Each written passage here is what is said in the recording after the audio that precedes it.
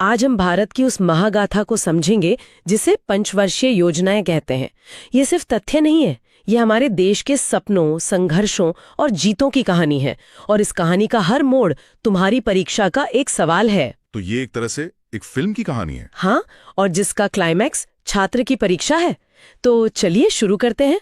पहली पंचवर्षीय योजना 1951 से 56।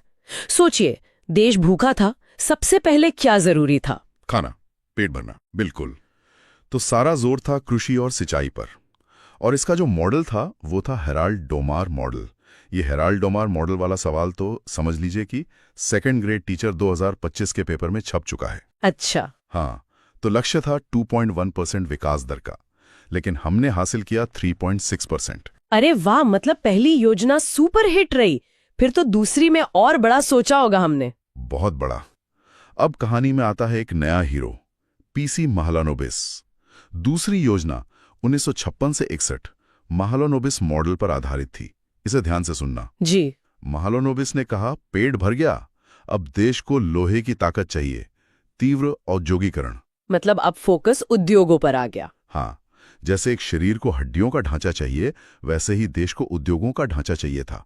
और इसी के तहत भिलाई, जो छत्तीसगढ़ में है, राउरकेला उड़ीसा में और दुर्गापुर पश्चिम बंगाल में बड़े बड़े इस्पात उद्योग लगे। ये तो बहुत बड़े नाम है। बिल्कुल।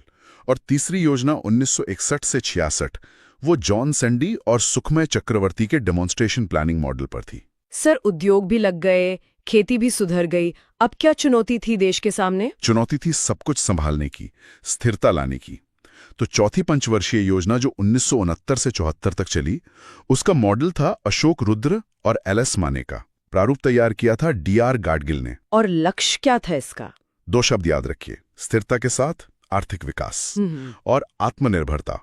मतलब अब हमें किसी के सहारे की जरूरत नहीं थी, हम अपने पैरों पर खड़े हो रहे थे। एकदम। और फिर आई 5वीं योजना 1974 से 79। ये बहुत बहुत महत्वपूर्ण है। इसमें क्या खास था? इसका मॉडल था डीएल धर मॉडल और इसका लक्ष्य था गरीबी उन्मूलन और आत्मनिर्भरता।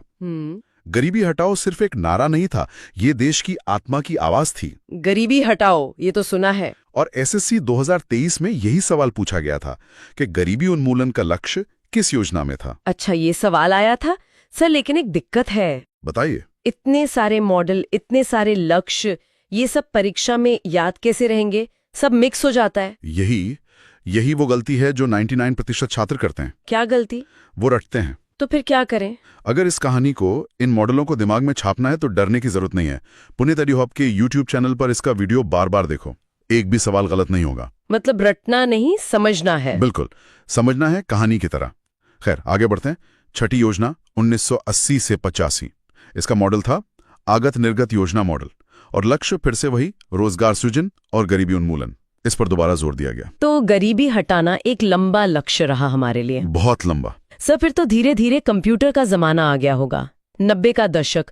तब योजनाओं का फोकस कैसे बदला? बहुत अच्छा सवाल है। दुनिया बदल रही थी और भारत को भी बदलना था। 8वीं पंचवर्षीय योजना 1992 से 97।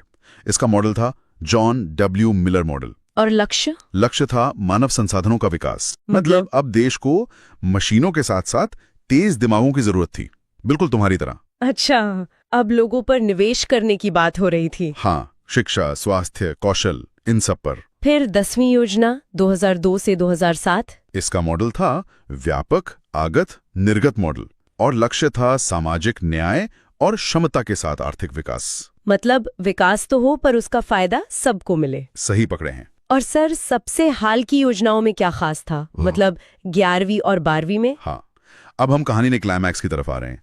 11वीं योजना 2007 से 12 और 12वीं योजना 2012 से 17। 11वीं का लक्ष्य था तीव्र और समावेशी विकास। समावेशी मतलब इंक्लूसिव ग्रोथ। बिल्कुल।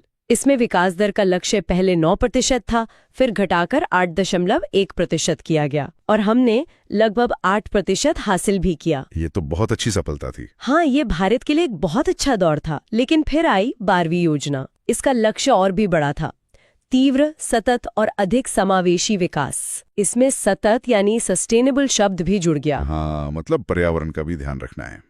इसका लक्ष्य भी 9% से 8.2% और फिर 8% किया गया। और हासिल कितना हुआ? प्राप्ति रही करीब 6.7 से 6.9%। मतलब लक्ष्य से काफी कम। हाँ, इसे ध्यान से सुनना।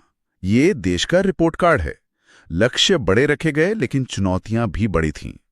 यह हमें सिखाता है कि सपने बड़े देखो, पर जमीन पर रहकर। ये तो छात्रों के लिए भी एक बहुत बड़ा सबक है। बिल्कुल। तो ये थी हमारे देश की कहानी। असफलताओं से सीखना, सफलताओं पर गर्व करना और कड़ी ना रोकना। ये पंचवर्षीय योजनाएं अब खत्म हो गई हैं। हाँ, लेकिन अब तुम्हारी पंचवर्षीय योजना शुरू हो रही है। बिल्कुल सही कहा सर। अगले 5 साल तुम्हारे हैं। अपनी कलम को तलवार बना लो और अज्ञान के हर अंधकार को चीर दो। जब तुम सफल होगे तो सिर्फ एक नौकरी नहीं मिलेगी, तुम इस देश की विकास गाथा का अगला अध्याय लिखोगे। उस दिन को याद करो जब तुम्हारे माता पिता की आंखों में आंसू होंगे, लेकिन वो आंसू हार के नहीं, तुम्हारी जीत के होंगे। उठो, जागो और तब तक मत रुको जब तक भारत मां का सर गर्व से ऊंचा ना कर दो। जय हिंद।